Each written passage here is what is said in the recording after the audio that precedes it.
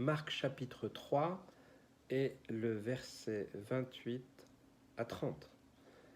Je vous le dis en vérité, tous les péchés seront pardonnés aux fils des hommes et les blasphèmes qu'ils auront proférés. Mais quiconque blasphémera contre le Saint-Esprit n'obtiendra jamais de pardon, il est coupable d'un péché éternel. Jésus parla ainsi parce qu'il disait, il est possédé d'un esprit impur. C'est un texte important, encore une fois, quand Jésus a prononcé des paroles parfois difficiles, dures, qui peuvent laisser aussi des interprétations, il faut bien entendu connaître le contexte. Voilà, ils ont accusé Jésus d'avoir un démon, donc ça c'était vraiment un blasphème. Hein. C'était ce que Jésus dira. Certains ont dit qu'il avait un esprit impur, c'est horrible. Voilà, hein, Jésus, cet homme, cet homme, Dieu, il est venu dans la pureté. Voilà, il n'y avait absolument aucune impureté en lui. Donc, Jésus le rappelle que nous sommes des êtres humains, charnels, que nous sommes tous des pécheurs, et que tous les péchés seront pardonnés. Donc la croix, elle pardonne absolument tous les péchés, même les blasphèmes. Même j'ai rencontré des gens qui blasphémaient contre Jésus, contre Dieu, et qui un jour se sont tournés vers Jésus. Donc même ça, il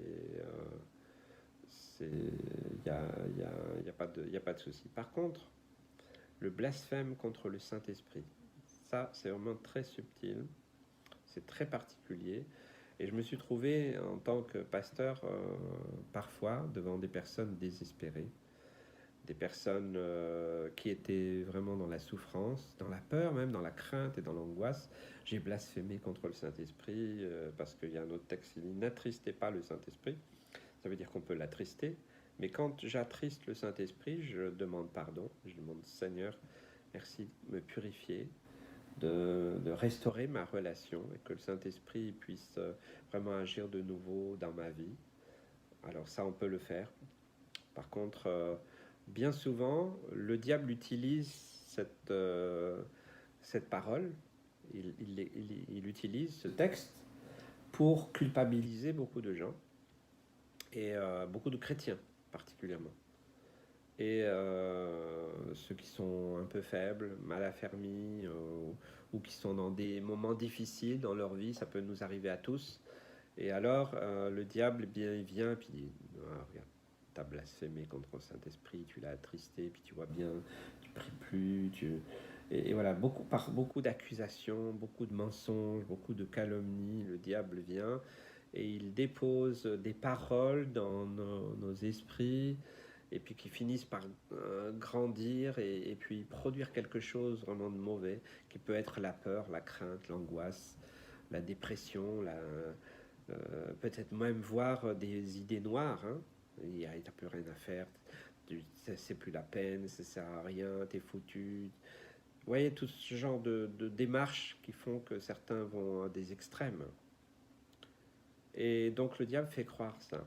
Alors, quand ces personnes sont venues me voir en disant « Pasteur, j'ai blasphémé contre le Saint-Esprit, je suis perdu, je ne sais plus comment je faire, voilà, je suis damné, terminé, pour moi c'est l'enfer. » Alors, je leur dis tout de suite « Attendez. Le seul fait que vous me disiez ça de cette manière, je sais que vous n'avez pas blasphémé. » Ça, c'est simplement la signature du diable. Si vous avez cette pensée en vous et que ça vous torture, vous n'avez pas blasphémé. Je peux vous assurer que ce n'est qu'un mensonge. Vous savez, je me pense toujours à David et Goliath. Avant que David vienne pour en découdre, il a passé je ne sais plus combien de jours. Tous les jours, il sortait et puis il haranguait l'armée d'Israël. Et il leur faisait peur. Si bien qu'il n'y en a pas un qui est sorti du lot. Ils avaient tous la trouille.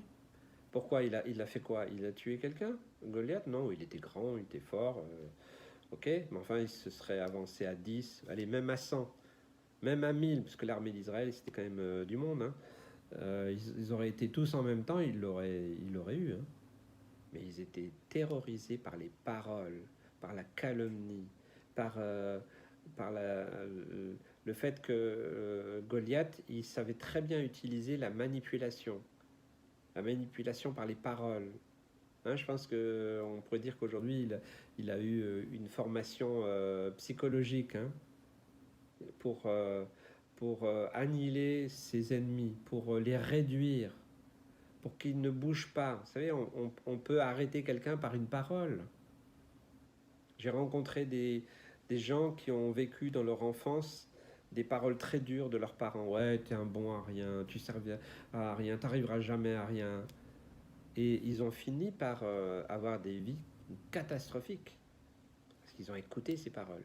Ils ont produit du fruit. Et puis après, ils se sont convaincus eux-mêmes que ça servait à rien qu'ils fassent quoi que ce soit parce qu'ils étaient maudits.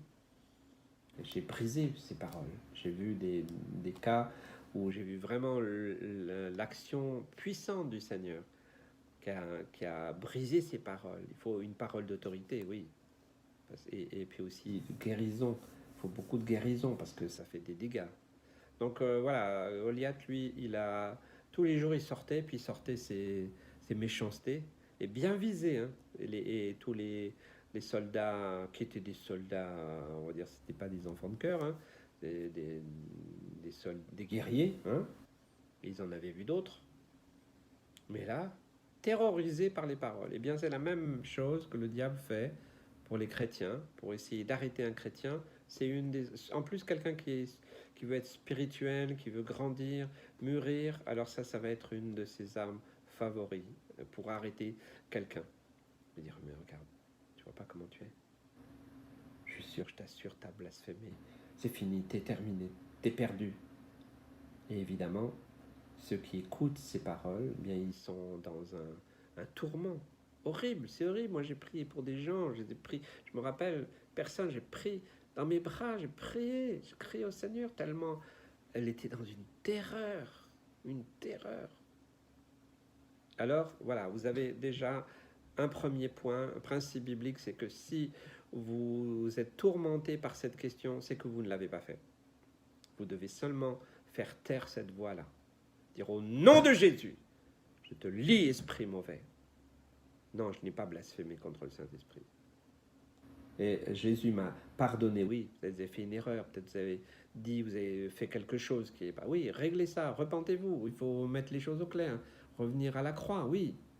Ça, c'est notre rôle, chaque jour, hein, de déposer toutes choses et d'être lavé, purifié, sanctifié. La sanctification, sans la sanctification, personne ne verra le Seigneur. Donc ça, c'est continu dans toute notre vie chrétienne.